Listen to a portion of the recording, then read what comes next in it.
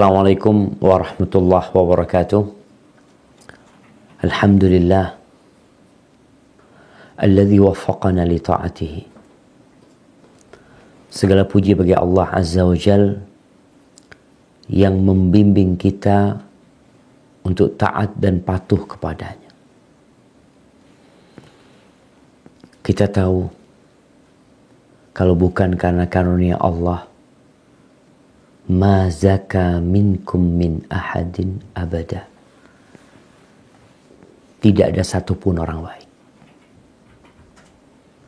Tidak ada satupun di antara kita, di antara seluruh manusia yang menjadi baik, menjadi orang yang soleh. Kita harus sadar bahwa ketaatan, kepatuhan, ibadah-ibadah yang bisa kita lakukan itu karena Allah yang memberikan taufik kepada kita. Maka kita gak boleh berhenti berdoa, mensyukuri nikmat yang Allah berikan atas nikmat ibadah ini dan meminta tambahan kepada Allah Azza wa Jalla.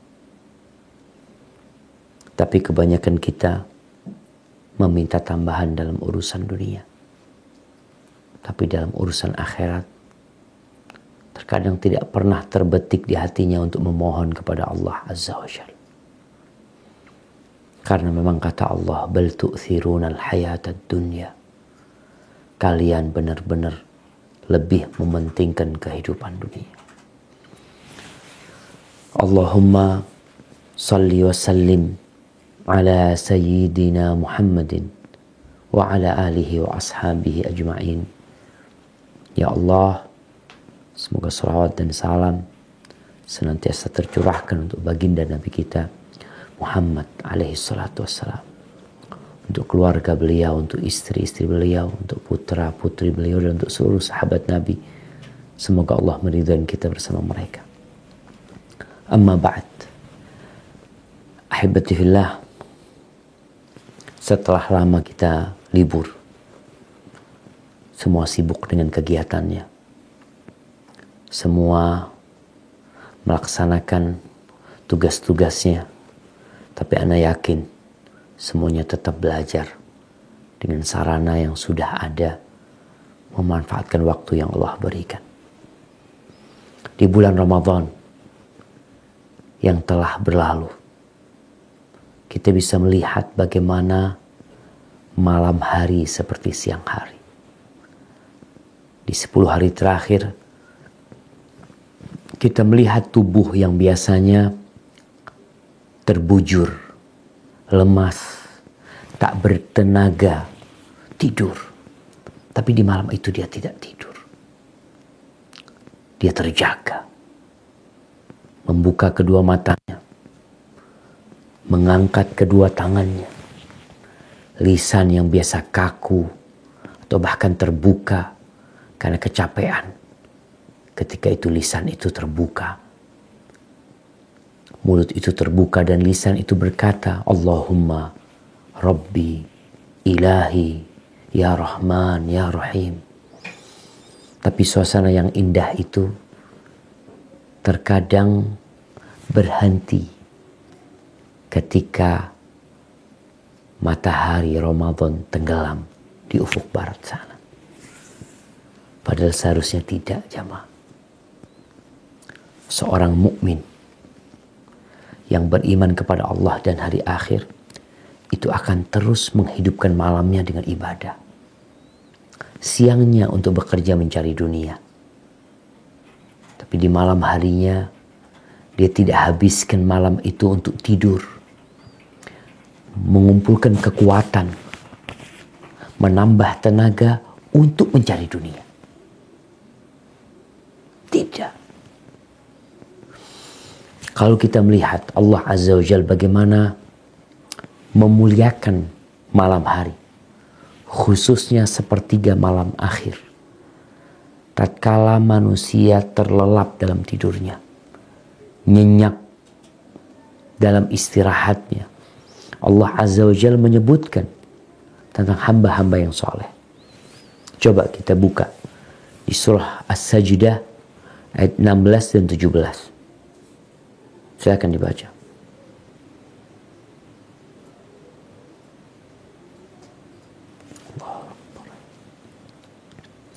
Surah As-Sajdah ayat 16 dan 17. Kemudian surah Adz-Dzariyat ayat 15 sampai 18. نعم تفضلي.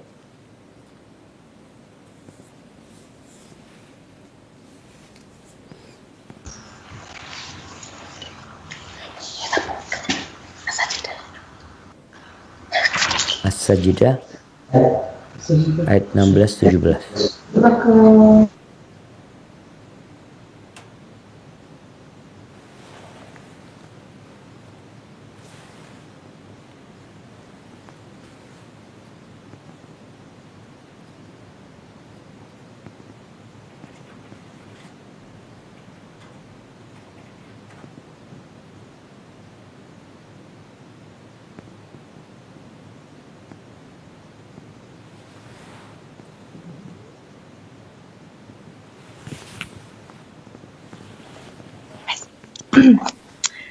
أعوذ بالله من الشيطان الرجيم تتجافى جنوبهم عن المضاجع يدعون ربهم خوفا وطمعا ومما رزقناهم ينفقون فلا تعلم نفس ما أخفي لهم من قرة أعين جزاء بما كانوا يعملون. Lambung mereka jauh dari tempat tidurnya, mereka berdoa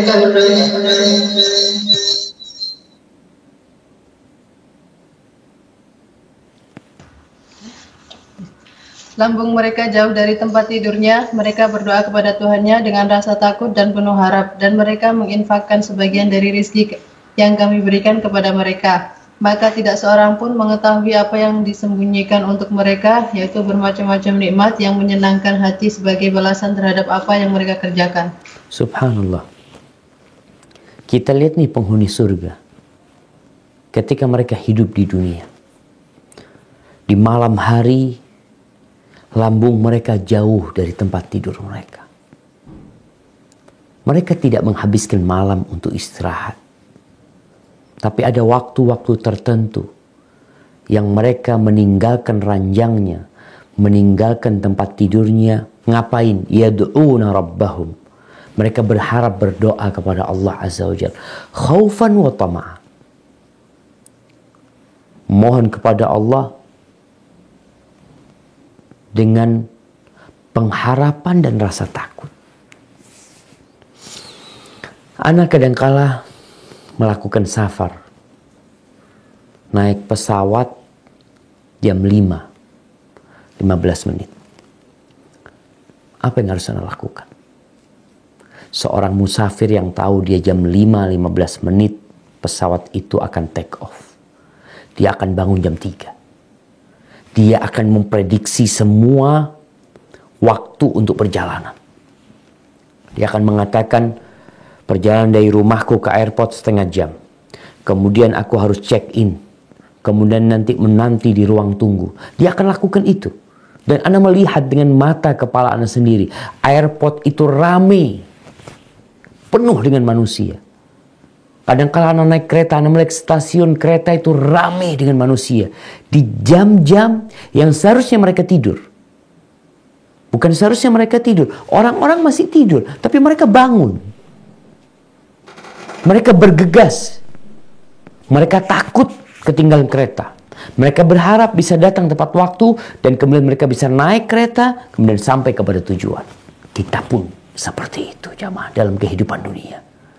Kereta itu akan berjalan. Kita harus bangun di awal waktu. Kita harus mempersiapkan diri. Yang dilakukan oleh orang-orang soleh itu bangun di malam hari. Meninggalkan ranjangnya. Meninggalkan keenakan mereka. Tidur bisa kapan saja kita tidur. Tapi untuk sholat malam. Memang berat melakukan hal itu. Tapi Allah sebutkan. Pahala yang menanti. Kenapa kalau kita lihat orang dikasih tugas oleh oleh perusahaannya, oleh tempat kerja dia, tugas perjalanan keluar kota. Berangkat dia jam 3. Kenapa antum mau? Itu waktunya tidur. Kenapa antum tidak tolak? Ada rasa takut dan rasa harap. Itu yang harus selalu hadir pada diri kita. Apa sih yang kita harapkan dari kehidupan ini? Apa yang kita takutkan? Makanya kenapa Allah Azza wa Jalla dalam Al-Quran Karim senantiasa menggabungkan surga dan neraka dalam penjelasan dan pengarahan kepada umat agar mereka berharap surga dan takut dari api neraka. Kemudian Allah sebutkan sifat yang ketiga, yaitu wa mimma razaqnahum yunfiqun. Itu orang selain bangun di malam hari, kemudian beribadah, mereka itu peduli sama orang lain. Nggak pelit. Jadi kalau ada orang suka bangun malam kemudian pelit, kok bisa? Kok bisa engkau bakhil? Apa yang kau cari? Kalau cari surga, bukti orang mencari surga itu sedekah. Wa mimma razaqnahum yunfiqun. Baik. Sekarang dibaca surat Adz-Dzariyat ayat 15 sampai 19. A'udzu billahi minasyaitonir rajim. Innal muttaqina fi jannatin wa 'uyun.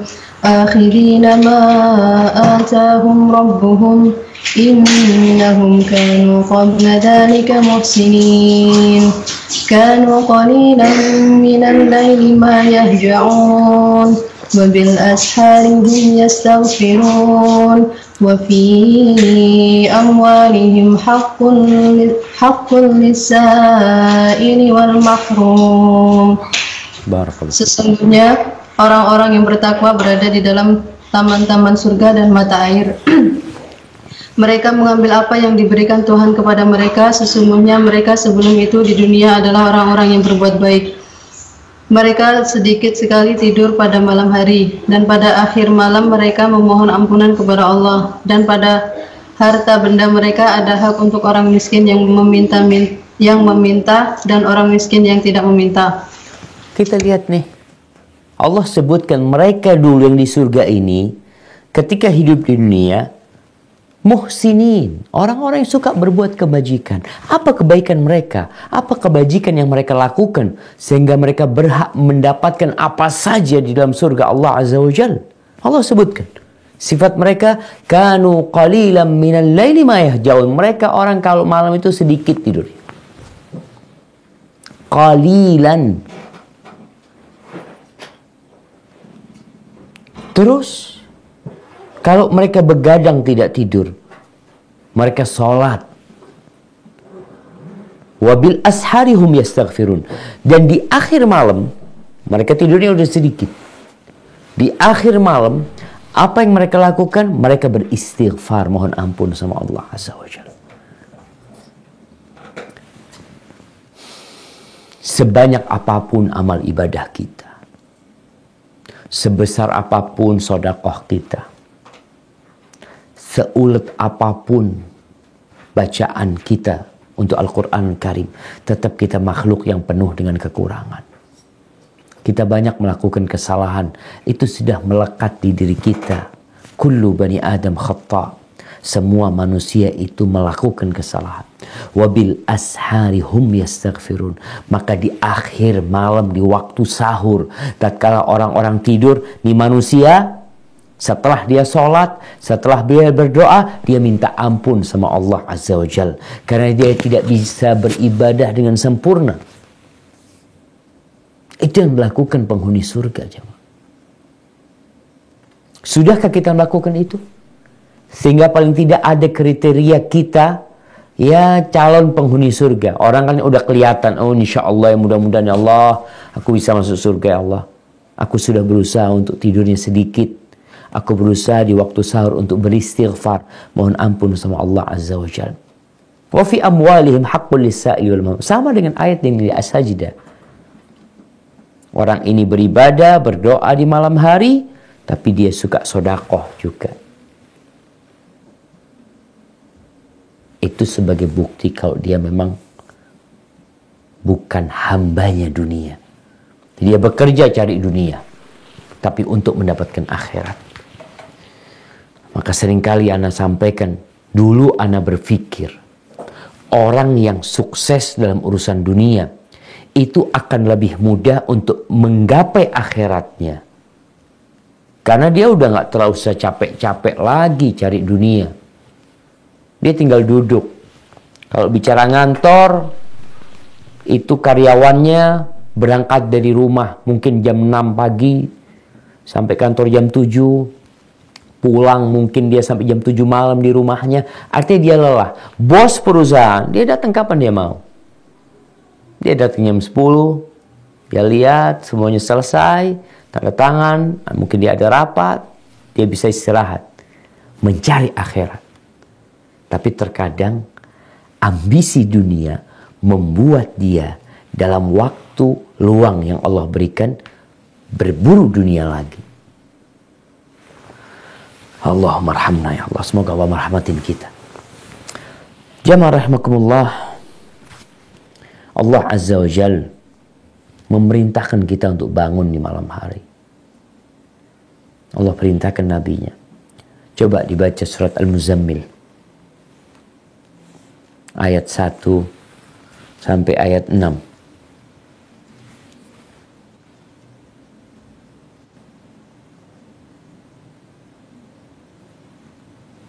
تفضل. أعوذ بالله من الشيطان الرجيم. بسم الله الرحمن الرحيم. يا أيها المزمل قم الليل إلا قليلا نصفه أو انقص منه قليلا أو زد عليه ورتل القرآن ترتيلا إنا سنلقي عليك قولا ثقيلا إن ناشئة الليل هي أشد وقعا وأقوم قيلا. Wahai orang yang berselimut, bangunlah untuk sholat pada malam hari kecuali sebagian kecil, yaitu separuhnya atau kurang sedikit dari itu, atau lebih dari seperdua itu, dan bacalah Al-Quran itu dengan perlahan-lahan. Sesungguhnya kami akan menurunkan perkataan yang berat kepadamu. Sungguh bangun malam itu lebih kuat mengisi jiwa, dan bacaan di waktu itu lebih berkesan. Subhanallah jamaah. Kita lihat membaca Al-Quran di sepertiga malam akhir ya, di malam hari, itu berbeda dengan baca Quran di siang hari. Apalagi kita membacanya dalam sholat kita. Kita mendengar apa yang kita baca. Apalagi kita faham dengan apa yang kita baca. Kita disuruh, itu Nabi SAW disuruh bangun sama Allah Azza wa Jalla. Kita umatnya yang mengaku pengikut Rasulullah SAW, masa nggak mau bangun malam? Makanya dalam hadis riwayat Tirmidzi disebutkan, alaikum biqiyamil lail. Kata Nabi SAW, kalian itu hendaklah bangun malam. Fa innahu da'bus salihina qablakum. Itu kebiasaan orang-orang soleh sebelum kalian. Dari kaumnya Nabi Musa alaihissalam, dari kaumnya Nabi Isa alaihissalam, mereka itu menjadikan malam sebagai waktu untuk bermunajat, waktu untuk memohon kepada Allah Azza wa Jalla. Itu kebiasaan orang-orang soleh. Jadi kalau ingin tahu kita soleh apa enggak, lihat. Kalau ternyata kita tidak pandai untuk bangun malam, ini kita kurang soleh. Enggak Ustaz, alhamdulillah ana sholat berjamaah di masjid. Nah, berjamaah di masjid banyak orang lihat. Makanya kadang-kala orang munafikin itu juga sholat berjamaah. Tapi kalau kita bisa sholat malam, wa inna qiyamul lail qurbatun ilallahi. Qiyamul lail itu mendekatkan diri kepada Allah Azza wa Jalla. Lebih dekat lagi engkau. Oke, di siang hari kita sholat, kita mendekatkan diri kepada Allah. Tapi qiyamul lail akan semakin dekat jarak kita kepada Allah Azza wa Jalla. Dan kita tahu Kata Allah dalam sebuah hadis qudsi, "Ya ibn Adam, law ataitani." Nah, Rasul sallallahu alaihi wasallam mengatakan, qala Allah azza wa jalla, Allah berfirman, andai kata anak Adam itu datang kepada Allah satu jengkal, maka Allah akan datang kepadanya satu hasta. Wala in atani yamshi ataituhu harwala. Kalau anak Adam itu datang berjalan kaki kepadaku, aku akan berlari-lari kecil kepada dia. Jadi semakin hamba itu mendekatkan diri kepada Allah Azza wa Jal, sesuai dengan upaya manusia dan kesungguhan dia mendekatkan diri kepada Allah, Allah akan lebih dekat lagi sama dia. Maka disebutkan bahwasanya qiyamul lail ini, subhanallah, qurbatun ilallah wa manhatun 'anil itsm. Jadi kalau ada orang yang mengatakan, Ustaz, kok susah ninggalkan kemaksiatan, qiyamul lail, bangun di malam hari, Allah akan kasih kekuatan sehingga orang itu terhindar dari dosa. Wa takfirun lisayyi'at, dan itu akan menghapuskan dosa-dosa. Wa matradatun lidda'i 'anil jasad, dan akan membuat tubuh itu sehat insyaallah, jauh dari penyakit. Beda dengan orang yang kerjanya tidur terus. Maka orang kalau tidur terus biasanya mudah terserang penyakit. Ahibati fillah, Aisyah radhiyallahu taala anha pernah ditanya tentang bagaimana bangunnya Rasul sallallahu alaihi wasallam di malam hari. Qal kana yanamu awwalahu wa yaqumu akhirahu. Nabi SAW awal malam tuh tidur. Jadi usahakan kita membiasakan diri di keluarga, habis isya tidur. Dulu jamaah, sampai saat ini ya, kadangkala kita bisa ngontrol diri kita dan ada yang tidak bisa ngontrol diri kita. Nafsu kita nggak terkontrol.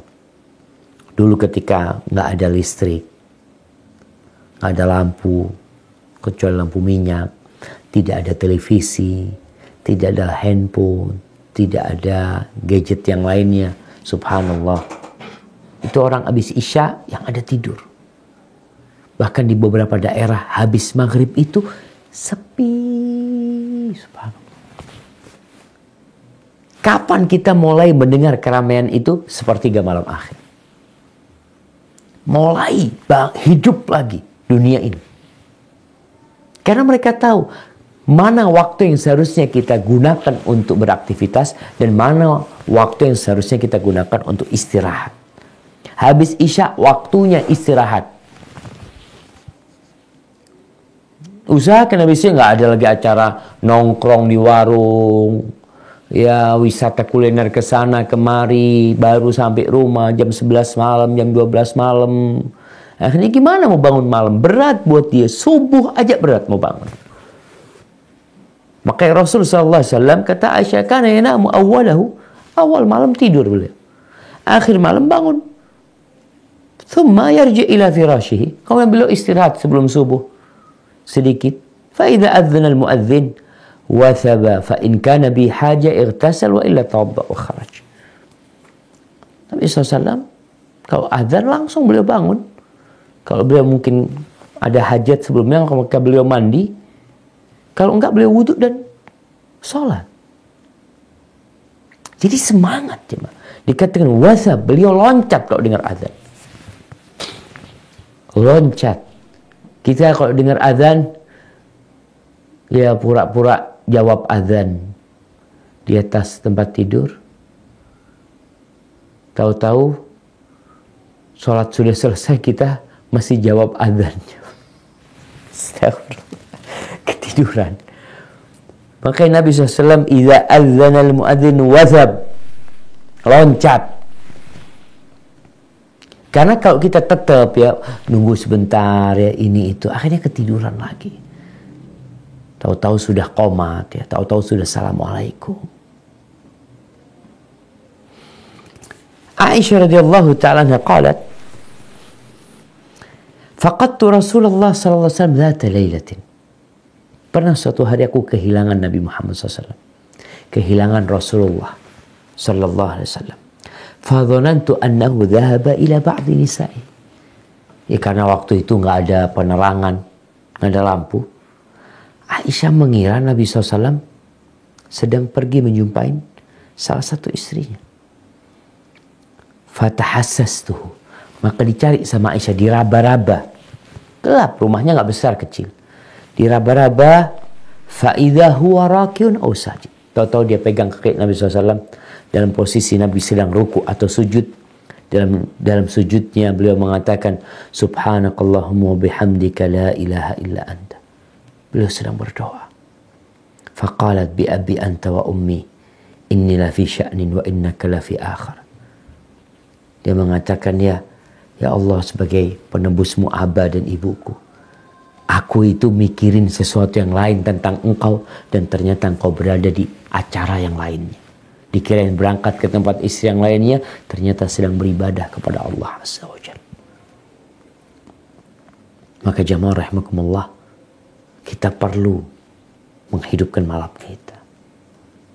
Kalau kemarin Ramadan ada yang sholatnya di awal malam, sholat tarawih, alhamdulillah. Bisa terus, lanjutkan. Kalau bisa lebih baik, diakhirkan sholatnya sepertiga malam akhir. Karena itu waktu yang lebih utama. Di mana dalam hadis riwayat Bukhari dan Muslim, Rasulullah SAW mengatakan, yanzilu Rabbuna tabaraka wa ta'ala kulla laylatin ila sama'id dunya. Ila sama'id dunya. Setiap malam Rabb kita itu turun ketika sepertiga malam akhir ke langit dunia. Allah mendekat. Bagaimana? Kita tidak bicara bagaimana. Allah tidak menyerupai makhluknya. Dan Nabi SAW mengatakan Allah turun. Haitsu yabqa thuluthul lail akhir. Ketika tersisa sepertiga malam yang terakhir, Allah turun. Dan hamba sama Allah ini yang ada naik atau turun. Amalan kita naik, rahmat Allah turun sama kita. Dan Allah pun disebutkan dalam hadis ini, Allah turun.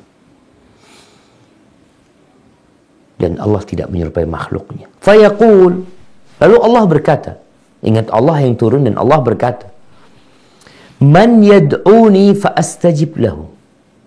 Siapa yang mau berdoa kepadaku, kemudian aku akan kabulkan, aku akan ijabah doanya. Wa man yas'aluni fa'utiyahu. Siapa yang mau meminta kepadaku, aku akan kasih. Man yastaghfiruni fa'aghfir lahu. Siapa yang mau beristighfar, mohon ampun sama aku akan ampuni dia. Jadi ada 3 yang dikatakan. Yang berdoa, yang meminta, yang beristighfar. Apa perbedaannya antara yang berdoa, meminta, dan istighfar? Disebut oleh para ulama bahwasanya yang kita pinta itu bisa jadi adalah ingin mendapatkan manfaat dan menolak mudarat. Kemudian yang kedua, permintaan itu bisa jadi urusan dunia atau urusan agama. Ketika kita mengatakan, ketika Rasul SAW mengatakan, Allah mengatakan siapa yang beristighfar, maka aku akan kasih. Orang beristighfar ini, dia berharap dosa-dosa dia dihapuskan. Ketika bicara minta, ya kalau minta ini bisa jadi urusan agama atau urusan dunia. Wa fid du'a, adapun ketika berdoa, biasanya orang minta urusan dunia. Tapi sejatinya orang mau minta apa saja, minta sama Allah Azza wa Jalla. Artinya Allah menekankan, apapun hajatmu, apapun keperluanmu, apapun masalahmu, Allah Azza wa Jalla akan mendengarkan doamu dan mengabulkanmu. Karena itu waktu terdekat Allah dengan hambanya sepertiga malam akhir. Ataupun dalam kondisi ibadah, waktu terdekat hamba sama Allah Azza wa Jalla adalah ketika dia bersujud. Kemudian diriwayatkan Imam Bukhari dari Ummu Salamah radhiyallahu anha, anna Nabiya sallallahu alaihi wasallam istaiqadha dzata lailatin. Pernah Nabi sallallahu alaihi wasallam bangun di suatu malam. Faqala subhanallah. Lalu Nabi mengatakan subhanallah, madza unzila al-laila minal fitnah.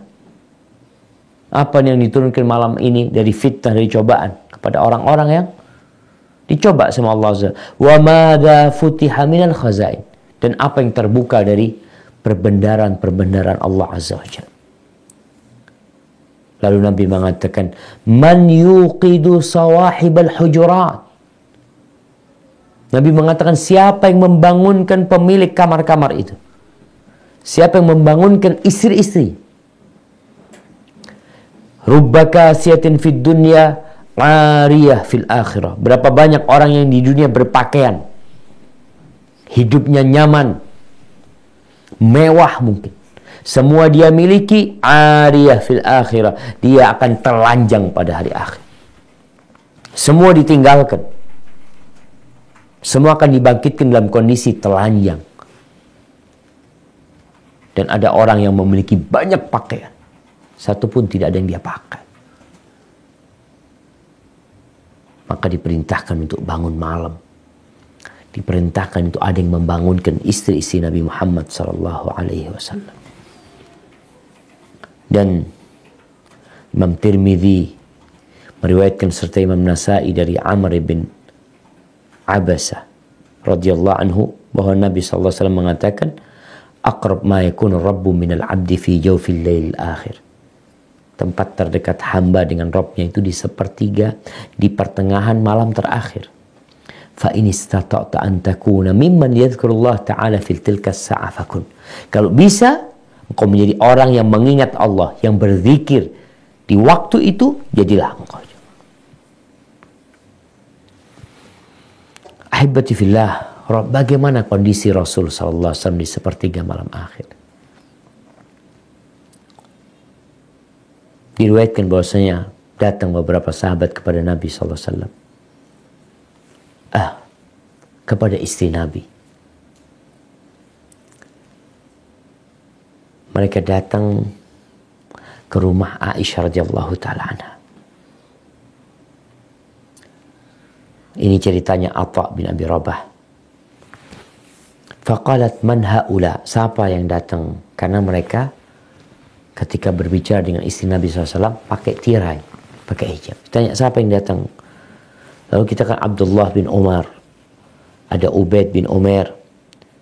Faqalat marhaban bika ya Ubaid bin Umar, malaka la tazuruna. Kemudian Aisyah mengatakan, marhaban, selamat datang nih Ubaid bin Umar. Kenapa engkau jarang ziarah? Faqala Ubaid, zur ghibban tazdad hubban. Katanya suruh ziarah jarang-jarang supaya tambah cinta. Faqala Ibnu Umar, da'una min hadha. Lalu Ibnu Umar mengatakan, kalau boleh kita udahlah, nggak usah ngomong urusan ini. Kita ingin sesuatu dari anti. Hadithina bi'ajabi ma ra'aiti min Rasulillah SAW. Tolong kita dikasih cerita nih tentang sesuatu yang paling menakjubkan yang anti lihat dari Rasulullah SAW. Apa sih yang menakjubkan? Kalau bicara suami istri ya, biasanya mereka akan bicara hal-hal romantis, hal-hal yang indah ya, bulan madu dia, jalan-jalan, kasih hadiah ini itu. Aisyah radhiyallahu ta'ala diminta untuk menceritakan sesuatu yang paling menakjubkan yang dilihat dari kehidupan Nabi SAW. Faqalat kullu amrihi ajib. Nabi SAW itu semua urusannya ajib. Semua urusannya menakjubkan. Jadi buat orang-orang yang mengidolakan pemain bola, yang mengidolakan artis atau mengidolakan siapapun yang bukan orang-orang soleh, sejatinya yang ajib itu dari mereka yang hanya difoto, yang hanya direkam oleh kamera. Sisanya kadangkala menjijikkan dari kehidupan mereka. Tapi mereka tutupin. Aisyah radhiyallahu ta'ala anha yang hidup serumah dengan Nabi SAW mengatakan kullu amrihi ajib. Semuanya menakjubkan. Tapi ada kejadian yang buat Aisyah sangat menakjubkan. Suatu malam Nabi SAW mendatangi aku Kemudian beliau tidur di ranjangku. Ya, sampai hatta alsaqa jildahu bijildi. Sampai kulitnya menempel dengan kulit Aisyah radhiyallahu taala. Faqala, lalu tiba-tiba Nabi mengatakan, "Ata'dhaninani li an ata'abbad li Rabbi." Dalam riwayat lain, "Dharini ya Aisyah ata'abbad li Rabbi." Aisyah, aku minta izin nih. Kalau engkau izinkan, aku mau beribadah malam ini buat Rabbku. Nabi tahu itu haknya Aisyah untuk bermalam sama dia. Maka Nabi minta izin buat ibadah buat Rabbku. Faqultu wallahi inni la uhibbu qurbak. Aisyah mengatakan, demi Allah aku itu cinta banget untuk dekat sama kau. Berada di sampingmu ini satu hal yang indah buat aku dan aku suka banget. Wala uhibbu hawak. Tapi aku juga lebih cinta apa yang kau cintai. Faqama ila qirbatin. Lalu Nabi SAW ambil wudu. Ambil air, ambil wudu. Kemudian beliau sholat. Beliau nangis dalam sholatnya. Wa huwa qa'imun hatta balagatid dumu' hijrahu. Air matanya ketika berdiri itu sampai membasahi pangkuan Nabi SAW. Kemudian ketika Nabi duduk ya, Nabi menangis sampai membasahi jenggotnya, sampai membasahi tanah yang di depannya. Lalu datang Bilal untuk menyampaikan azan subuh. Dilihat Nabi SAW sedang menangis. Nabi menangis. Nabi SAW. Antum kapan menangis? Sepertiga malam akhir. Kita hampir nggak pernah menangis. Kecuali tangisan kesedihan atas kehilangan dunia. Tinggal mati anak. Tinggal mati orang tua. Tinggal mati orang-orang yang baik sama kita. Kena musibah. Mobilnya hilang. Motornya dicuri. Nangis. Tapi kapan kita menangis seperti nangisnya Rasul SAW? Thumma atahu Bilal. Bilal datang. Ketika melihat Nabi SAW menangis, qala lima tabki ya Rasulullah. Kenapa engkau menangis ya Rasulullah SAW? Wa qad ghufira laka ma taqaddama min dzambika wa ma ta'akhkhar. Selesai urusanmu. Dosamu yang masa lalu dan akan datang udah selesai. Terus kenapa menangis? Qala ya Bilal, afala akunu abdan syakura. Apa enggak pantas aku menjadi hamba yang bersyukur kepada Allah Azza wa Jalla? Wa malila abki. Gimana aku enggak nangis? Telah diturunkan kepadaku malam ini firman Allah, inna fi khalqis samawati wal ard la ayatin li ulil albab alladzina yadhkuruna Allah qiyaman wa qu'udan wa ala junubihim wa yatafakkaruna fi khalqis samawati wal ard rabbana ma khalaqta hadza batilan subhanaka faqina adzaban nar. Kemudian Nabi mengatakan wailun, nih surat Ali Imran ayat 190 191. Nabi mengatakan celaka buat orang yang membacanya kemudian dia tidak bertafakur, tidak mentadabburinya. Celaka tuh orangnya. Maka kalau kita tidak mentadabburi ayat-ayat Allah, sulit bagi kita untuk merasakan lezatnya ibadah kepada Allah. Untuk menghadirkan rasa takut atas dosa-dosa yang kita lakukan. Selesai Ramadan sampai hari ini, berapa banyak dosa yang kita kerjakan. Berapa banyak ketaatan yang kita tinggalkan. Khairul amali adwamuhu wa in qalla. Sebaik-baiknya amal adalah yang berkesinambungan walaupun sedikit. Coba kita lihat bagaimana kondisi as-salafus saleh di malam hari mereka. Apa yang mereka kerjakan? Wallahi jemaah, benar-benar handphone ini menyita waktu kita.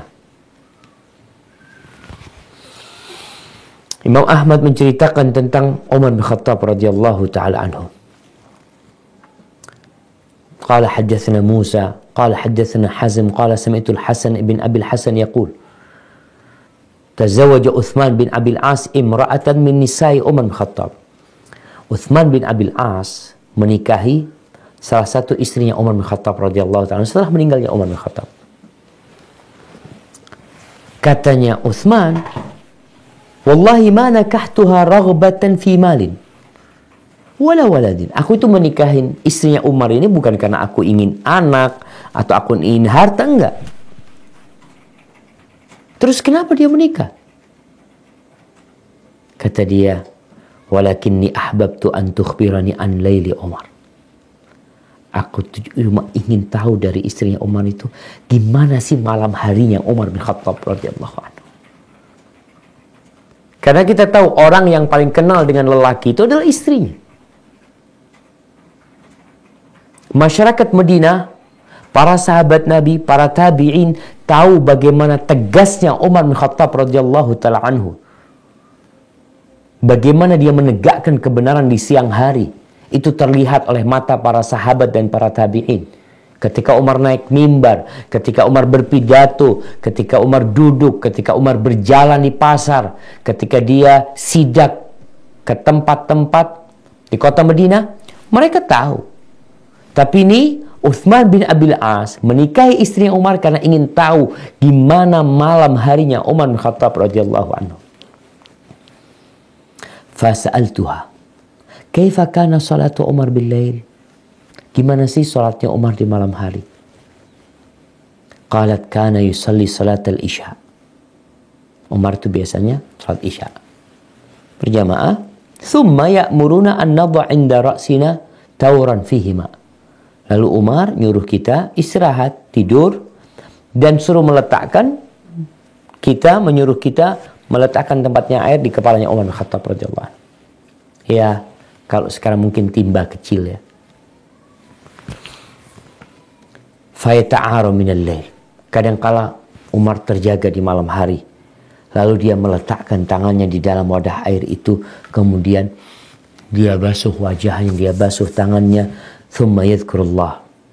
Kemudian dia berzikir kepada Allah. Dalam kondisi dia rebahan di atas tempat, di atas kasurnya mungkin ya. Kenapa dia basahi tangan dan wajahnya? Supaya segar. Sehingga ketika berzikir pun sadar. Thumma yukhfi, thumma yata'ar. Kemudian dia ngantuk, dia tertidur sedikit. Kemudian bangun lagi. Hatta ta'tiyas sa'allati yaqumu fiha. Sampai datang waktunya Umar bangun malam. Itu sepertiga malam akhir. Artinya malam harinya Umar itu zikrullah. Dia persiapkan diri untuk bangun. Karena ada orang yang bangun malam hari, bangun, ngapain? Minum. Bangun ngapain? Buka handphonenya. Setelah itu tidur lagi. Aina zikrullah? Mana zikir? Baca la ilaha illallah wahdahu la syarika lah, lahul mulku wa lahul hamdu wa huwa ala kulli syai'in. Atau zikir-zikir yang lainnya. Ini disebutkan oleh Imam Ahmad dalam kitab Zuhudnya. Kemudian Al-Imam Adz-Dzahabi dalam kitab Siyar A'lamin Nubala mengatakan tentang Safwan bin Sulaim, salah seorang dari kalangan salafus saleh yang ahli ibadah. Kana Safwan bin Sulaim yusalli ala as-sathi fil lailatil barida li alla yaji'ahu an-naum. Sufyan bin Sulaim ini kalau salat di musim dingin, itu salatnya nggak dalam rumah. Kalau dalam rumah takut hangat ketiduran. Dia salatnya di atas loteng rumahnya. Salat biar dia gak ketiduran. Artinya manusiawi sekali orang itu malas. Kalau dingin dia ingin berselimut, hangat ingin tidur. Ingin duduk, dia minum teh atau apa, istirahat. Tapi ini Safwan bin Sulaim, agar dia bisa bangun malam, dia bangunnya di loteng. Jadi kalau kita di kamar kita menyebabkan kita tidur, keluar dari kamar kita. Kalau masih ngantuk, ke halaman rumah kita atau di loteng rumah kita, kita berusaha untuk beribadah. Mau nggak mau kita harus tahu diri kita makhluk yang lemah. Lingkungan itu mempengaruhi kita. Makanya kalau orang sholat di sebelah tempat tidurnya, kadang-kadang ngantuk langsung ke tempat tidurnya, tidur lagi dia. Al-Fudail bin Iyad radhiyallahu anhu, ini disebut oleh Imam Adz-Dzahabi, Dia itu di rumahnya ada musola. Artinya musola tempat dia sholat sunnah di sana, tempat dia ngaji ya.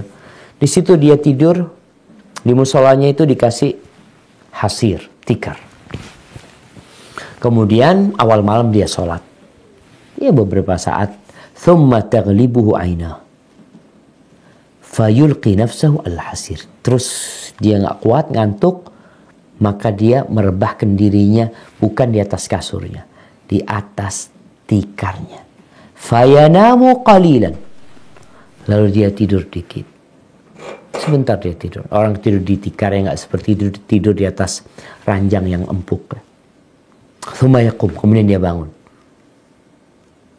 Fa'idha ghalabahu numna. Kalau dia memang ngantuk sekali, dia tidur lagi. Thumma yaqumu hatta yusbih. Kemudian dia bangun sampai subuh. Wa kana da'buhu idza na'is ayyanam. Kalau dia ngantuk memang dia usahakan tidur. Tapi tempat tidurnya memang tadi tikar. Yang orang tidak terlalu nyenyak tidur di tikar itu. Wa yuqal asyaddul ibadah ma kana. Ibadah yang paling dahsyat itu yang seperti ini. Jadi kita perlu menciptakan kondisi yang membuat kita bisa bangun malam. Dan itu dicontohkan oleh para salafus saleh, jamaah.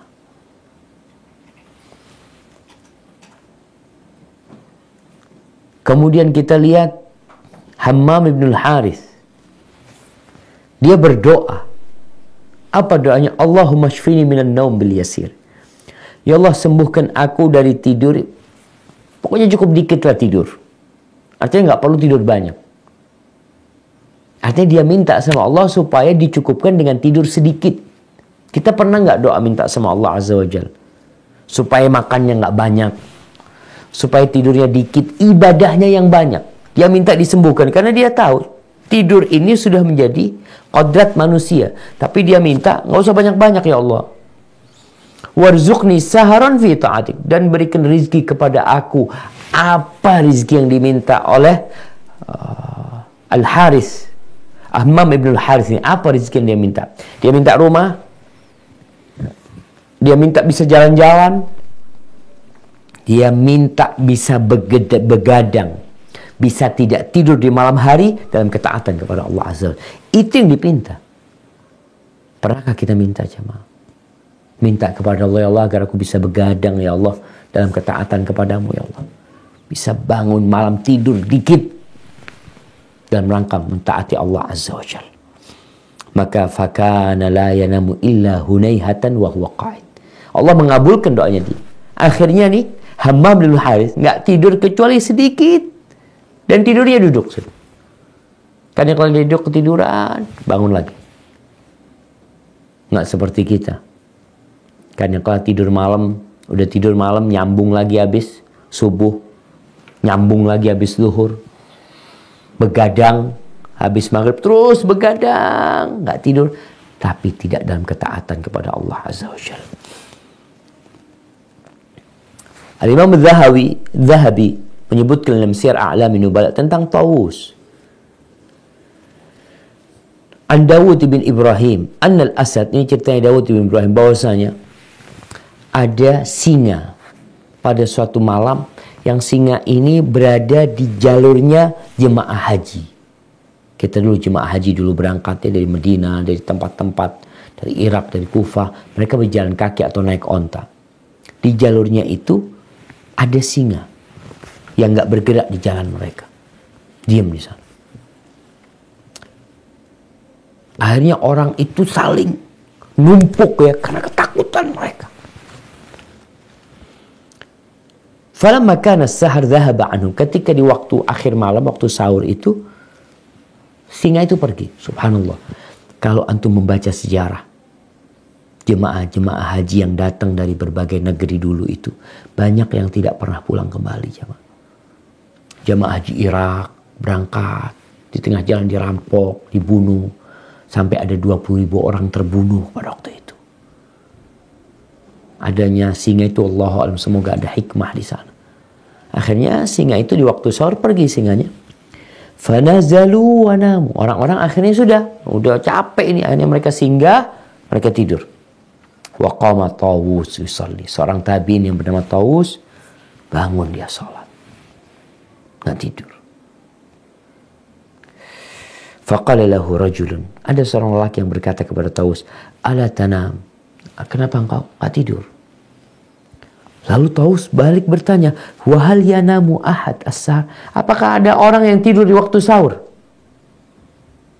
Artinya Taus beranggapan semua orang itu sedang ibadah di waktu sahur itu.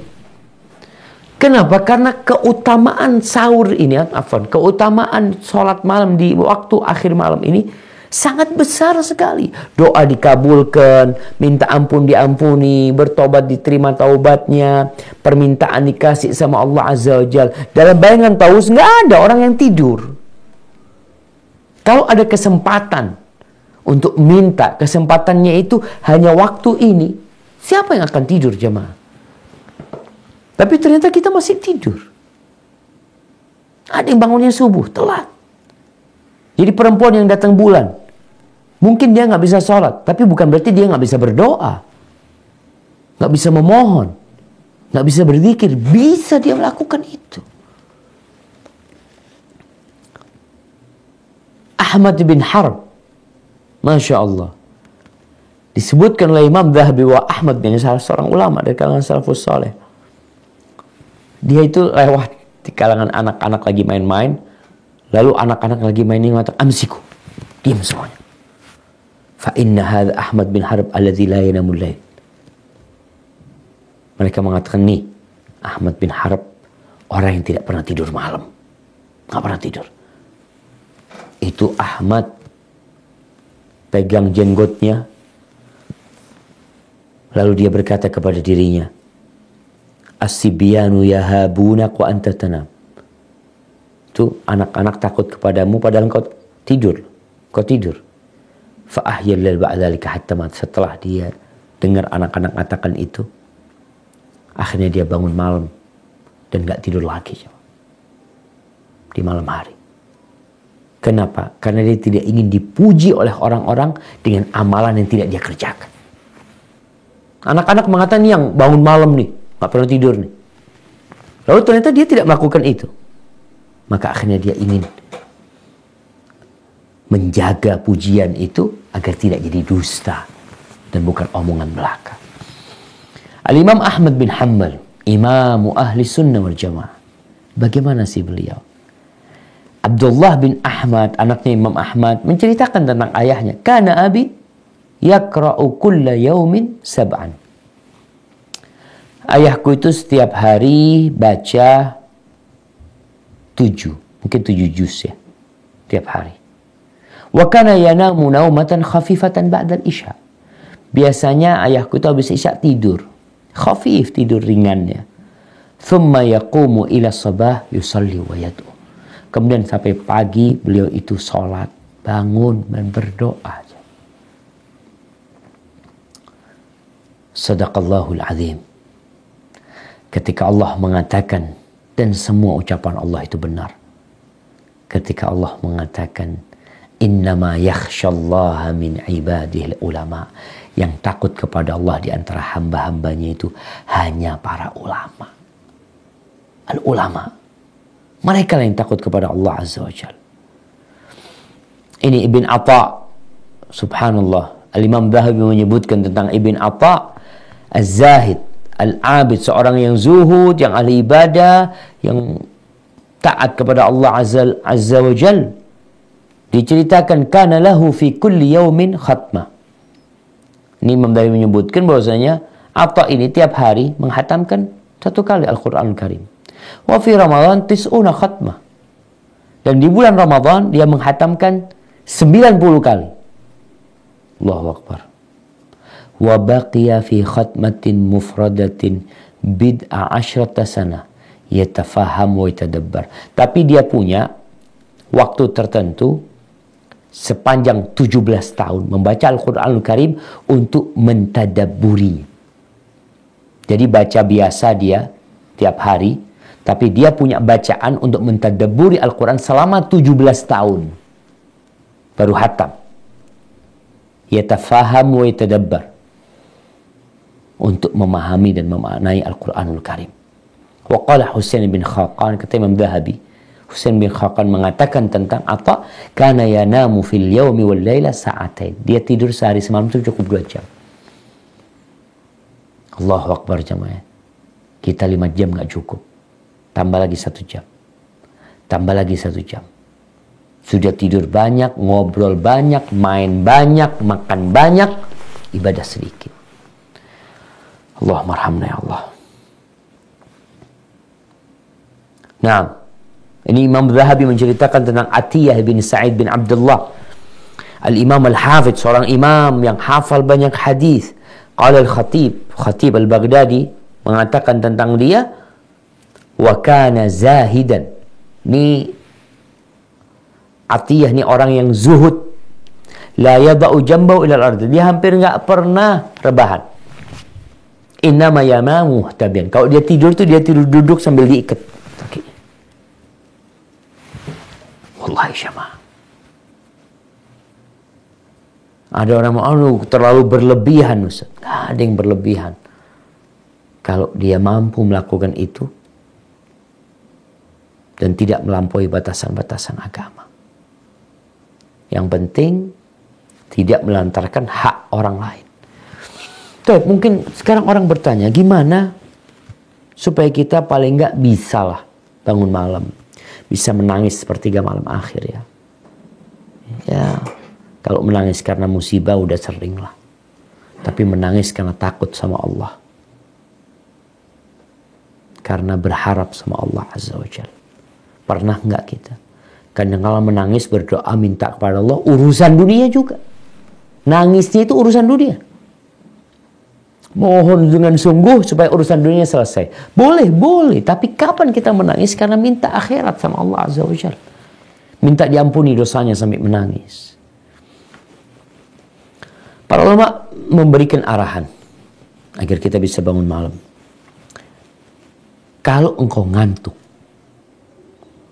malas, jangan disambut itu kantuk dan malas, kemudian engkau tidur. Atau pokoknya sudah ngantuk, pokoknya tidur. Jangan. Terus apa yang harus kita lakukan? Kan ngantuk tidur. Nah, masih ada usaha lain untuk mengusir kantuk itu. Dengan cara pindah dari tempat itu. Merekondisi diri kita. Kerjakan amalan lain yang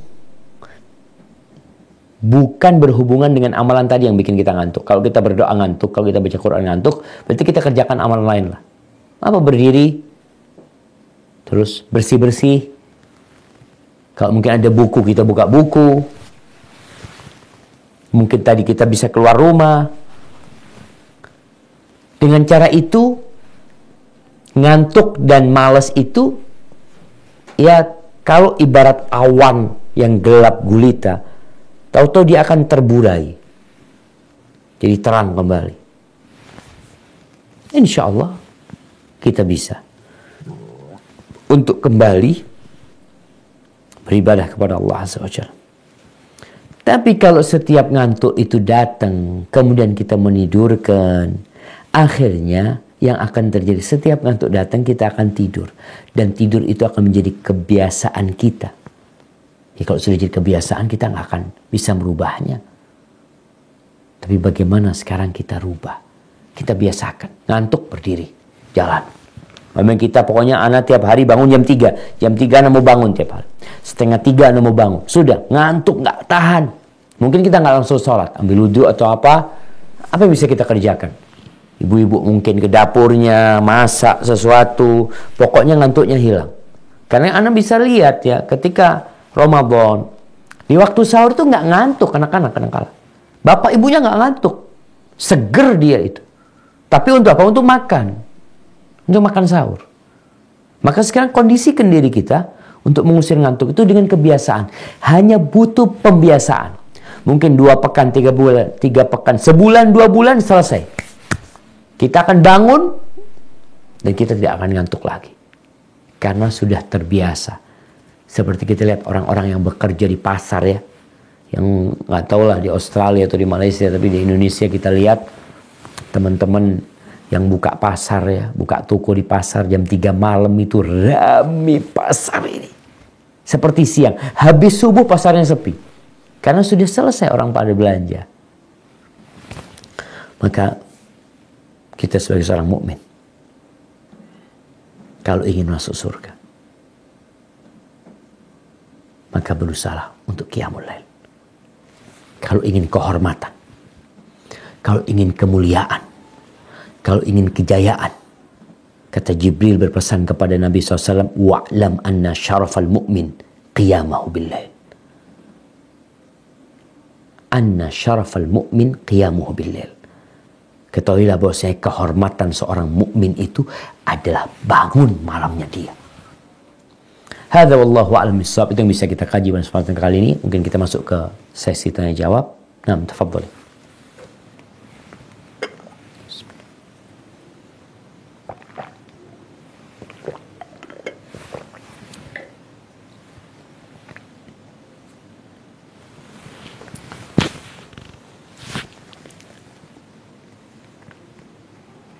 Oke. Ada Ustaz dari Brisbane. Tafadhol. Assalamualaikum. Waalaikumsalam warahmatullah. Ya, saya mau bertanya, saya pernah mendengar kalau misalnya kita sudah mulai malas untuk sholat tahajud itu karena dosa-dosa kita. Apakah itu benar? Terus yang kedua pertanyaannya tentang sholat. Jadi kalau yang saya pahami bahwa kita mengikuti cara Rasulullah SAW sholat seperti yang Rasulullah dapat pada saat Isra Mi'raj. Kemudian pertanyaannya, apakah nabi-nabi sebelumnya melakukan tata cara sholat yang bagaimana? Yang sama atau memang berbeda dan esensinya bagaimana juga? Ya, makasih. Assalamualaikum. Waalaikumsalam warahmatullahi wabarakatuh. Nah, barakallahu fikum. Ada dua pertanyaan di sini yang berkaitan dengan sholat ya. Kalau ada yang mengatakan bahwasanya yang menyebabkan orang sulit bangun malam itu adalah dosa. Nah, betul. Jadi sejatinya dosa ini bukan hanya menghalangi orang dari qiyamul lail, tapi dosa itu menghalangi kita dari ketaatan. Apa saja. Mau sholat malam, mau sholat duha, mau sholat qobliyah, ba'diyah. Kita jadi sulit beramal soleh. Apalagi berkaitan dengan qiyamul lail. Makanya sampai sebagian salaf mengatakan, hurimtu qiyamul lail arba'ata ashhur. Ada yang aku itu nggak bisa sholat malam 4 bulan gara-gara dosa yang aku lakukan. Karena dosa itu melahirkan dosa. Dosa itu melahirkan kemalasan untuk beribadah. Sebagaimana ketaatan melahirkan ketaatan. Jadi kalau ada orang yang nggak bisa sholat malam, di antara penyebabnya bisa jadi memang dosa yang dia kerjakan. Dia punya dosa, maka dia harus beristighfar, bertobat, mohon ampun sama Allah Azza wa Jalla, sehingga Allah memudahkan bagi dia untuk qiyamul lail. Sampai ada yang mengatakan, kalau engkau mau lihat kedudukanmu di sisi Allah Azza wa Jalla, lihat engkau itu ditaruh di mana sama Allah Azza wa Jalla. Kalau ditaruh di tempat ketaatan, insya Allah engkau orang yang dimuliakan sama Allah Azza wa Jalla. Tapi kalau susah berbuat ketaatan, seperti orang-orang munafikin, ada susah untuk sholat isya berjamaah di masjid, sholat subuh berjamaah di masjid, berat buat dia. Kalaupun sholat, malas-malasan mereka sholatnya. Maka apa yang dikatakan benar, bahwasanya dosa itu melahirkan dosa, sebagaimana ketaatan melahirkan ketaatan. Orang yang taat sholat, insya Allah akan terhindar dari kemaksiatan, dari perbuatan keji dan mungkar. Tapi orang yang meninggalkan sholat, maka dia akan dekat dengan perbuatan keji dan mungkar. Barakallahu fikum. Adapun berkaitan dengan bagaimana sholatnya para nabi sebelum Nabi Muhammad SAW. Wallahu a'lam bishawab. Yang jelas, Allah menyebutkan secara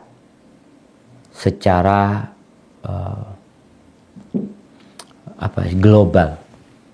Salat mereka ada berdirinya.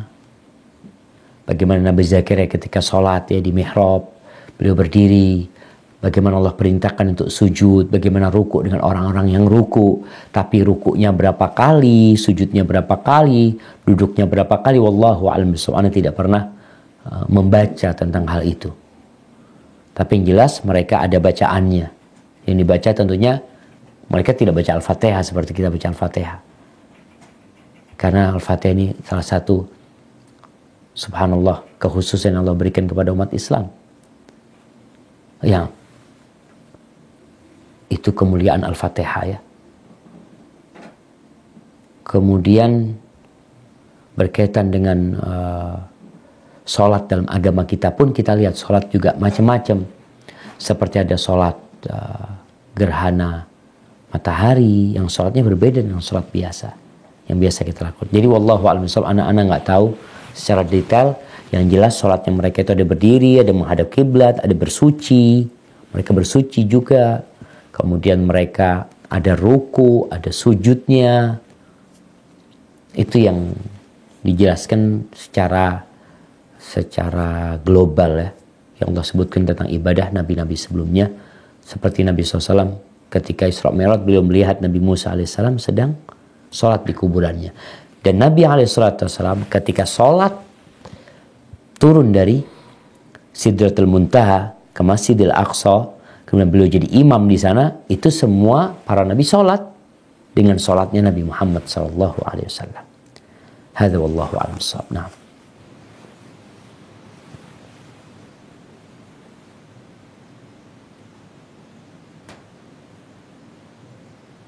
Tafadhal. Ada. Oke, sebentar. KL nggak ada ya? Yang dari Kuala Lumpur ada nggak? Suaranya nggak masuk juga. Assalamualaikum warahmatullahi wabarakatuh. Ada. Iya, silakan. Dari Kuala Lumpur ya? Tunggu sebentar. Assalamualaikum Ustaz. Sebentar, ini nggak terdengar. Bentar, kayaknya baterainya habis nih. Lagi di. Assalamualaikum. Kedengeran ya? Ya, masuk udah. Ya, fadhal. Silakan. Ya, Assalamualaikum Ustaz. Waalaikumsalam warahmatullahi wabarakatuh. Maaf, ini mau bertanya tentang salat tahajud. Ini seandainya ibu-ibu kan suka pas bangunnya mungkin mepet waktunya, jadi sedikit waktunya. Apakah boleh kita salat tahajud 2 rakaat tahajud dengan 1 witir? Apakah boleh seperti itu, Ustaz? Nah, kenapa ibu-ibu kok mepet bangunnya? Mungkin ada urusan ke dapur dulu, Ustaz. Masya Allah, Masya Allah. Jadi ya mas, sebenarnya mepet itu karena kita bangunnya memang telat. Seharusnya kita ada waktu yang lebih panjang lah. Gak ada masalah ketika dia tahajudnya itu adalah witir. Memilih 2+1. Atau dia sholatnya langsung 3 rakaat. Atau dia sholatnya 5 rakaat. Atau sholatnya 7 rakaat ya. Gak ada masalah dia sholat seperti itu. Artinya memang tahajud lebih identik untuk sholat malam yang dikerjakan setelah tidur. Modelnya bagaimana? Bisa jadi witir, 1 rakaat pun jadi, atau dia 2+1, atau 3 langsung, atau 5 langsung, dan itu akan jadi sholat malam dia sebenarnya. Seperti itu. Dan Rasul SAW mengatakan, ij'alu akhir sholatikum al-witir. Jadi kan sholat akhir kalian adalah sholat witir gitu. Kalau dia 2+1 atau 3 langsung pun itu diperbolehkan, dan itu menjadi sholat malam dia atau sholat tahajud dia. Namun memang usahakan ada waktu, ada space waktu untuk istighfar. Ada space waktu untuk berdoa sama Allah Azza wa Jal. Ketika bangunnya memang terlalu mepet, akhirnya kita hanya bisa sholat, mungkin sholatnya pun bacaannya cepat, dan kita juga mau berdoa pun waktunya sudah tahu-tahu adzan subuh. Maka nasihat ana agar mengkhususkan waktu lah. Kalau memang kita tahu kita masih ada kerjaan di dapur, ini itu, maka berusahalah untuk lebih awal bangunnya. Dan kita ini bisa ngatur diri kita sendiri. Tapi kadangkala kita diatur oleh nafsu kita. Barakallahu fikum. Ya, silakan. Waalaikumsalam warahmatullahi wabarakatuh. Pertanyaan, jedah waktu untuk sholat Isra ya, suruk Ustaz. Itu dari yang tepat itu berapa menit setelah subuh sampai kapan? Jazakallah khair, Ustaz. Oke. Satu lagi Ustaz soalannya. Iya.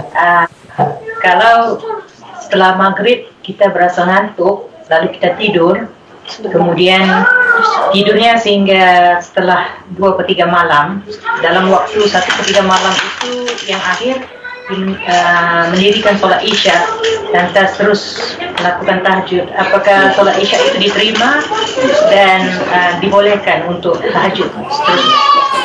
Nah, Masya Allah, anaknya siapa pada nangis itu?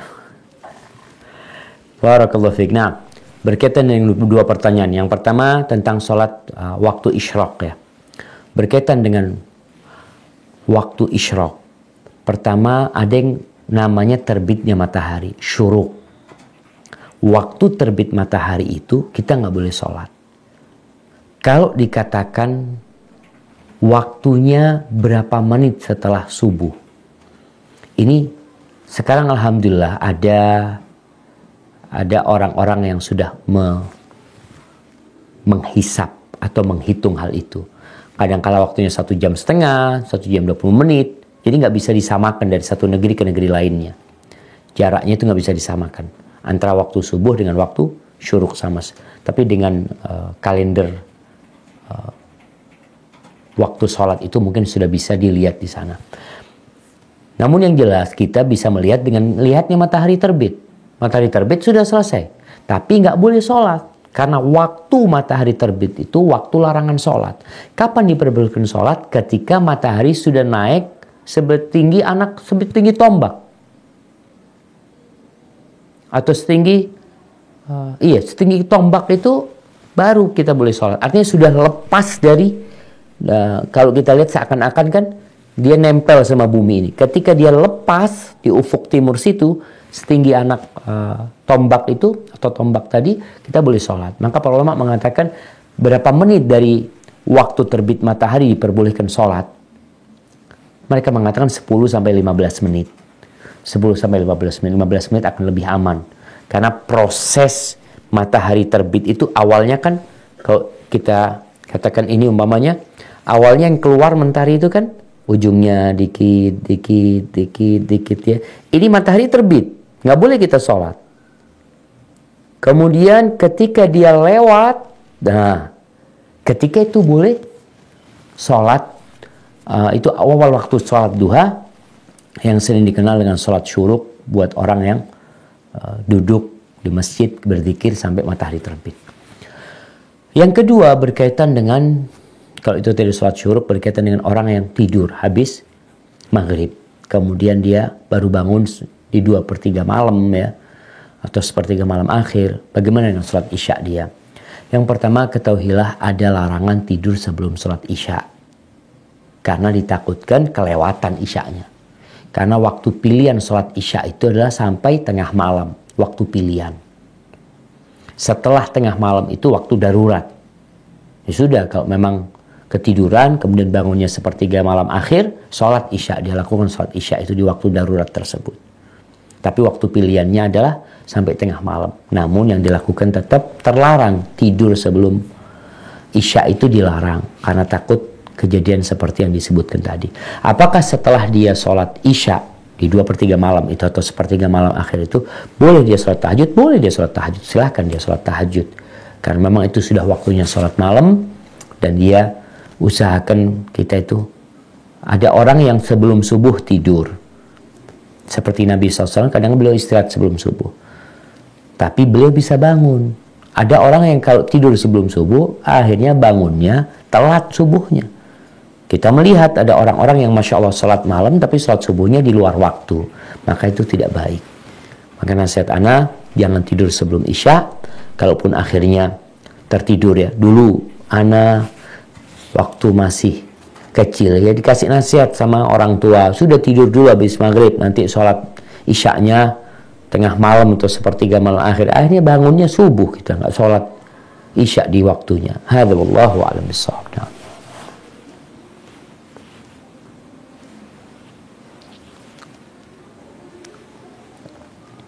Nah, tafadhal. Sydney ada pertanyaan nggak ini Sydney? Ada, ya, ada. Assalamualaikum warahmatullahi wabarakatuh, Ustaz. Waalaikumsalam warahmatullahi wabarakatuh. Hubungan dengan sholat tahajud, itu yang lebih afdol antara jam 2 apa jam 4 pagi yang lebih afdol, Ustaz? Iya. Iya, berkaitan dengan mana yang lebih afdol untuk sholat tahajud. Yang pertama kita harus tahu pembagian malam ini. Bagaimana membagi malam? Karena Anda tidak bisa tentukan dengan jam 2 atau jam 4. Di sebagian tempat itu jam 4 kurang seperempat itu sudah azan subuh. Pernah di Riyadh, Anda di sana jam 3 seperempat itu sudah azan subuh. Jadi penentuannya tidak bisa dengan jam. Tapi Anda akan memberikan kunci untuk menghitungnya. Menghitung malam itu dengan terbenamnya matahari dan terbitnya fajar. Kalau matahari terbenam jam 6 pagi, fajar terbit jam 4. Sekarang kayak di Indonesia, ya di Jember ini jam 4 seperempat lah. Kita anggap jam 4, jam 6 tenggelam, jam 4 terbit fajar itu. Dihitung, jam 6 ke 12, 6 jam. Jam 12 ke 4, 4 jam. Berarti 10 jam. Malamnya 10 jam. Tinggal malamnya dibagi 3. Sepertiga malam pertama, ya anggaplah 3 jam setengah. Berarti sepertiga malam pertama itu jam 6 tambah 3 jam setengah. Atau ya tambah 3 jam 20 menit. Tambah 3 jam 20 menit berarti jam 9 20 menit. Tapi 2/3-nya jam 9 20 menit tambah 3 jam 20 menit lagi. Berarti jam berapa? Jam 12.40 menit. Setelah jam 4, ya betul, jam 12.40 menit.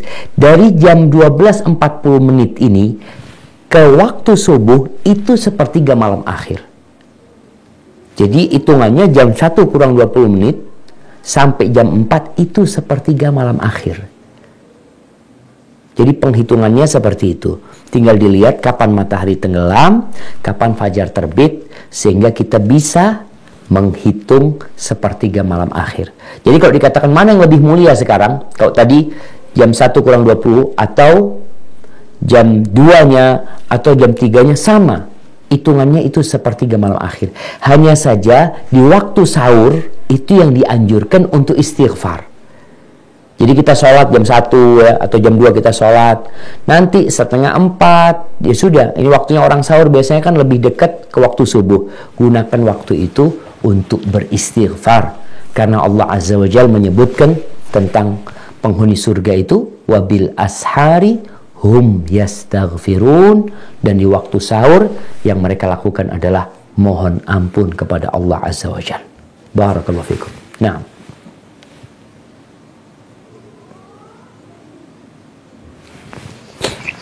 Assalamualaikum Ustaz. Waalaikumsalam warahmatullahi wabarakatuh. Mau tanya Ustaz, ada riwayat dulu sahabat Umar bin Khattab kalau kelewat Qiyamul Lail, sholat tahajud, Umar bin Khattab ganti dengan duha. Apa itu pahalanya sama Ustaz? Masya Allah.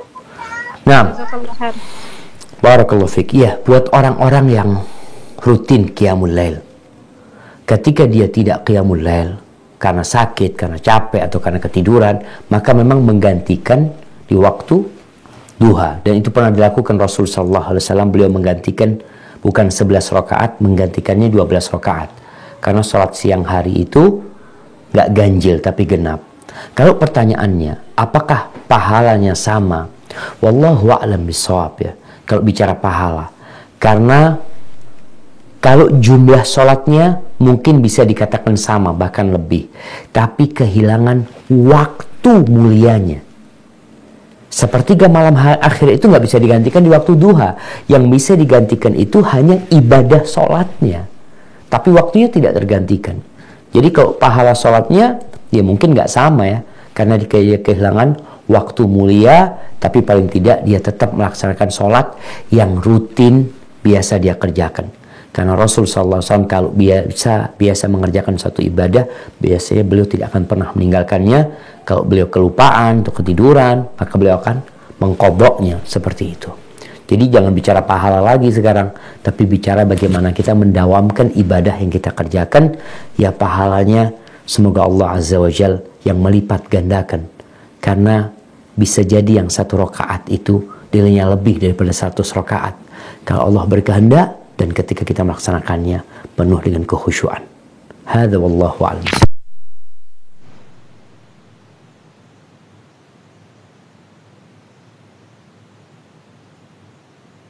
Adilnya, katanya mau bertanya ini Adilnya mana? Kalau enggak langsung ke Brisbane nih. Nah, tafadhal. Assalamualaikum Ustaz. Waalaikumsalam warahmatullahi wabarakatuh. Ya, sehubungan di waktu salat tahajud itu atau di salat kita yang lain atau di salat fardu, boleh nggak kita baca doa yang kita baca setiap waktu malam Lailatul Qadar itu, Ustaz? Allahumma inni afuwun tuhibbul Innaka afuwun. Innaka afuwun. Allahumma inni innaka afuwun tuhibbu afwa fa'fu anni, ya. Nah. Itu bisa dibaca setiap saat apa khusus untuk malam Lailatul Qadar saja, Ustaz? Barakallahu fiik.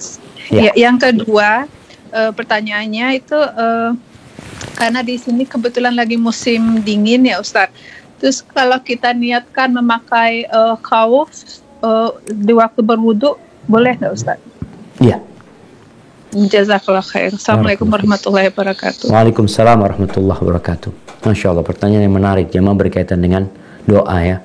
Apakah doa yang biasa kita baca pada malam Lailatul Qadar ya, Allahumma innaka afuwun tuhibbul afwa fa'fu anni, bisa kita baca di selain itu? Nah, artinya kita baca setiap saat doa itu nggak apa-apa, karena itu permohonan kepada Allah Azza wa Jal.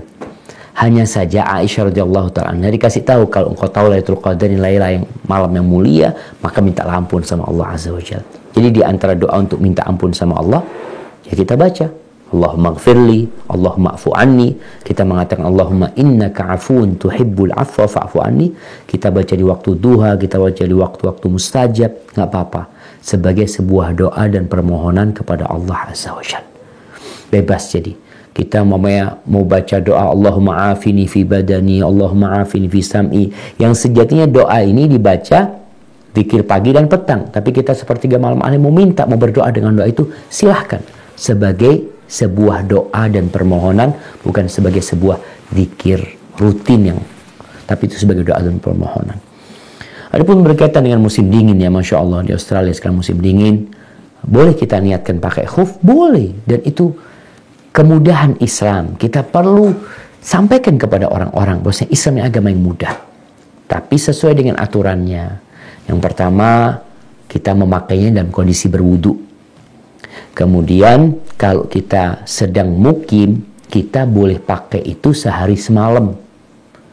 Artinya kalau kita waktu zuhur kita berwudu, kemudian kita pakai khuf, lalu kita pakai khuf, kemudian di asar kita wudu, udah batal wudu kita. Kita baru mengusap di waktu asar. Pertanyaannya, kapan harus dibuka khufnya?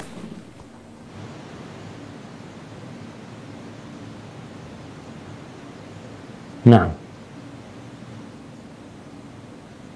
Ya, Oke. Iya, bismillah. Barakallahu fiik. Ya Ustadz, saya mau bertanya mengenai perbedaan hati, jantung, dan kolbu. Nah. Jadi kan biasanya kita dibilang ada segumpal darah, itu kan disebutkan hati. Nah, kalau seandainya kita itu sakit hati, itu sebenarnya hati kita yang sakit atau jantung kita? Kayak umpamanya kita patah hati, apakah itu hati atau jantung atau kolbu? Mohon bimbingannya. Jazakumullah khairan. Barakallahu fiikum. Tadi pertanyaan belum dijawab ya. Jadi tadi itu 24 jam kan Ustaz ya? Nah, 24 jam. Iya, Brisbane salah pahami. Siap, sampai asar selanjutnya. Berarti sampai asar, waktu asar besoknya. Sehingga tahu bahwasanya kapan kita membuka khuf kita. Artinya kita harus cuci kaki kita lagi. Ketika sudah lewat 24 jam, berarti kita harus buka khuf itu, kita cuci kaki kita lagi, wudhu dengan mencuci kaki, kemudian pakai khuf lagi, seperti itu pula. Baik, berkaitan dengan pertanyaan sambungan ya, tentang apa perbedaan antara jantung, hati, dan al-qalbu. Pertama, kalau bicara al-qalbu ini bahasa Arab. Rasul SAW mengatakan, ala inna fil jasadi mudghah. Sesungguhnya di tubuh manusia itu ada sebuah organ, segumpal daging yang bisa dikunyah ya. Kalau benar, semua akan benar. Kalau rusak, semua akan rusak. Apa itu al-qalbu? Ketika Nabi SAW menunjukkan di mana letak takwa, beliau mengatakan, menunjukkan kepada bagian kiri dadanya. At-taqwa hahuna, at-taqwa hahuna, at-taqwa hahuna. Takwa itu di sini. Saya menunjukkan kepada jantungnya. Jadi kepada qalbu. Qalbu ini bahasa Indonesia adalah jantung kita. Bahasa Inggrisnya heart. Bahasa Inggrisnya heart. Orang kalau sakit hati, bahasa Inggrisnya apa? Ya, jamaah. Broken. Apa? Heartbroken. Sakit hati, Ustaz. Apa? Broken heart. Broken heart. Baik. Broken heart ini sakit jantung apa sakit hati? Sakit hati. Heart itu jantung apa hati? Nah makanya Ustaz. Nah, jadi sebenarnya makanya ulama kadang-kala ketika hendak menjelaskan hati, karena hati ini bahasa Indonesia, kita tahu kita punya hati yang disebut liver. Tapi ketika bicara hati dalam dunia mental, yang dimaksud dengan hati adalah jantung. Organnya itu adalah jantung. Makanya kadangkala para ulama untuk memberikan penjelasan tentang jantung ini disebutkan al-qalbu as-sanubari. Terjemahannya hati sanubari. Hati sanubari ini, sanubar, ini orang-orang Australia insya Allah tahu. Sanubar itu, pohon sanubar itu pohon pinus yang milik buah seperti jantung, ada bunganya seperti jantung. Hati sanubari itu maksudnya adalah jantung kita, bukan hati yang disebut liver. Maka kalau dibicara orang yang kalau hatinya sehat, semuanya sehat, maksudnya jantung. Secara raga itu adalah jantung, kemudian secara mental itu, yaitu hati adalah jantung, bukan hati liver ya. Jadi seperti itu. Jadi al-qalbu, atau bahasanya ada al-fuad lagi disebut, kemudian bahasa Indonesianya jantung, kemudian hati. Hati dalam urusan mental yang dimaksud adalah jantung dalam raga kita sebenarnya. Jadi bukan liver. Hadza wallahu a'lam bissawab. Nah. Canberra ada nggak? Kalau nggak ada langsung ke KL ya, buruan.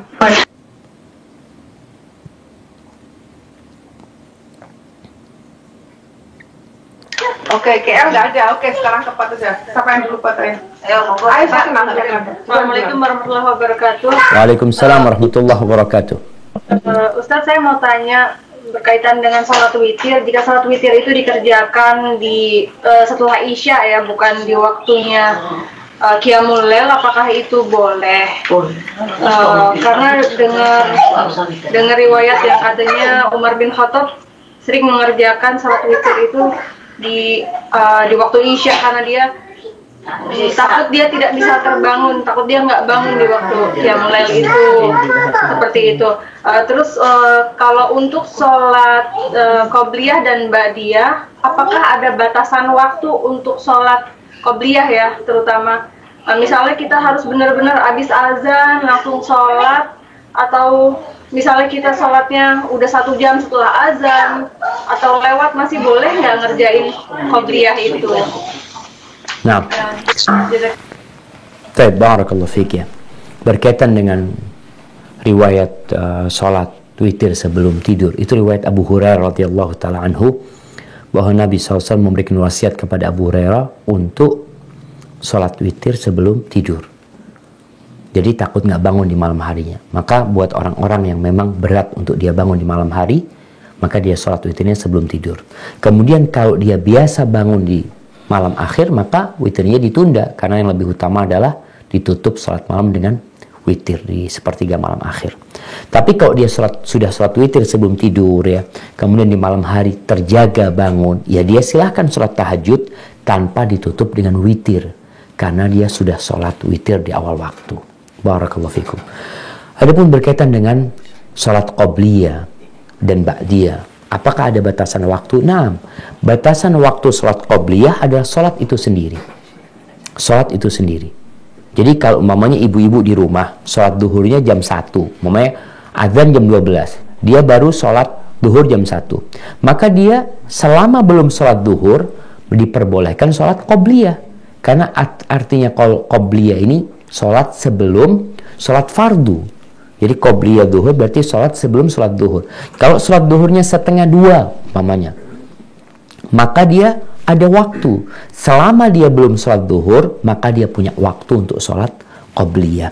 Adapun waktu ba'diyah, maka dengan masuknya waktu sholat berikutnya.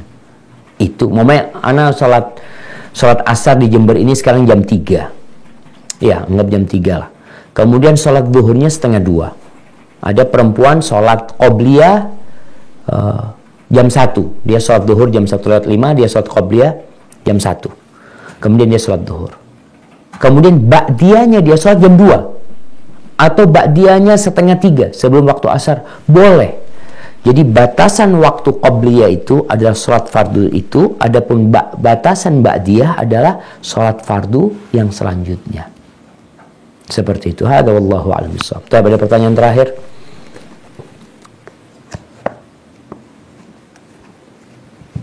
Setmi ada pertanyaan nggak? Satu lagi. Ini ada Yuli. Assalamualaikum Ustadz. Waalaikumsalam warahmatullahi wabarakatuh.